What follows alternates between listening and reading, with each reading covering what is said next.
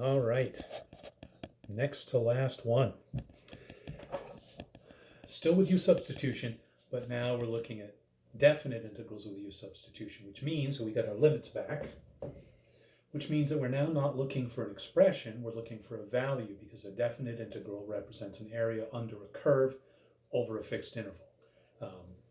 So a little less abstract, a little easier to check also.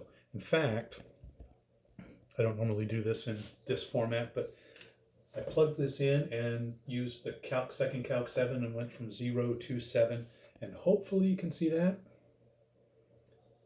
That's a nice reflection there. You should be able to see down at the bottom, it's 26. That's the area we're looking for. So before you even start one of these, you can pop it in the calculator and have it tell you what the answer is going to be, and then you know what you're looking for. Here's the process. We know that the thing under the radical is what we're going to let u equal. So u equals 3x plus 4. That's the same. Take the derivative of that, and we get 3 dx. Solve that for dx. We get dx equals du over 3. Nothing's changed up to this point, right? We find u, then du, then dx. The difference here is that we not only have to adjust these things to be in terms of u, but these numbers here are x values, and we need those to be u values also. And it's really easy to do. I'm going to do the lower limit, and that's just going to be this, 3x plus 4, plugging in this value for x. So our lower value is going to be 4. Our upper limit, or high I tend to use, is going to be 3 times 7 plus 4, and that's going to be 3 times 7 is 21, that's going to be 25. So if we do all of the substitution, we substitute the u, we get integral square root of u. We substitute the dx is du over 3. We substitute the lower integral of 4 and the upper integral of 25. Now we have a completely different looking expression that happens to have the same value as the original expression.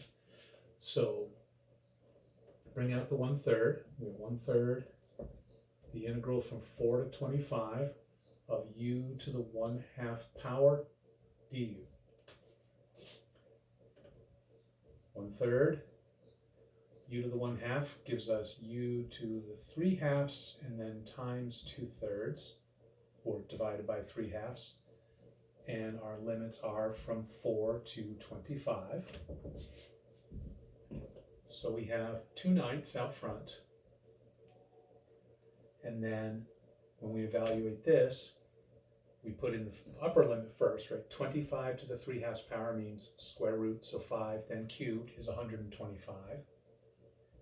And we put a 4 in here. The square root is 2 to the 3rd power is 8. We get 2 9ths times 125 minus 8. 125 minus 8 is 117. Twice 117 is 234 divided by 9. And I'm not going to bother doing this out, but I'm going to guess because that's what I got in the calculator. I can tell 234 is divisible by 9 because 2 plus 3 plus 4 is 9, so that's an easy test for that. I bet when you divide that by 9, you get 26. Okay, so that matches up with our prediction, with what we got out of the calculator. Let's look at another one.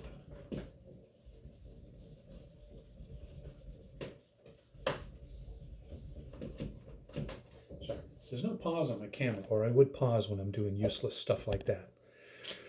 Let's look at the integral from 0 to the square root of pi of x times x squared dx.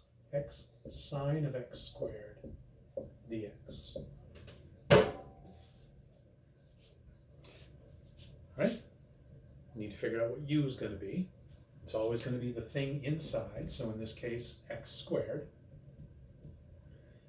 Du will be 2x dx, and that's good because we've got an x out there to cancel out. Want to make sure we have that happen. Solve that for dx, so we have dx equals du over 2x. That's the same as it was for indefinite integrals. The difference here is we need to adjust our limits. So our lower limit is going to be 0 squared, which is 0. And our upper limit is going to be the square root of pi squared, which is just pi. And the reason we're squaring, right, is because u is equal to x squared. These are x values, so we want to square them to convert them to u values. Our integral from 0 to pi of x sine of, replace the x squared with u, and then replace the dx with du over 2x. That's going to give us 1/2, 0 to pi, sine u du. X's cancel, and we bring the 1/2 out in front. And I've said it before, I'll say it again. After you do the substitution and the adjustment and simplification, you should have something that's really easy to deal with. If it's not, you're not doing it right. Antiderivative of sine of u is negative cosine of u from 0 to pi. Negative cosine of pi. Remember our unit circle. Pi is over here, and cosine is the x coordinate of that point, which is -1. So we have the negative of -1 minus the negative. Right? This is the subtraction, first part minus second part. This is that negative sign. Cosine of 0 is 1. Right? 0 is this angle here. Cosine is the x coordinate. So we have the negative of -1 minus -1, which is 2. 1/2 of 2 is 1. So all that work for such a simple number. What you want to do is also plug that into the calculator and then do your integral from 0 to the square root of pi and check and make sure you get that same answer. No reason you should ever get one of these wrong because you're able to check them always. Next time.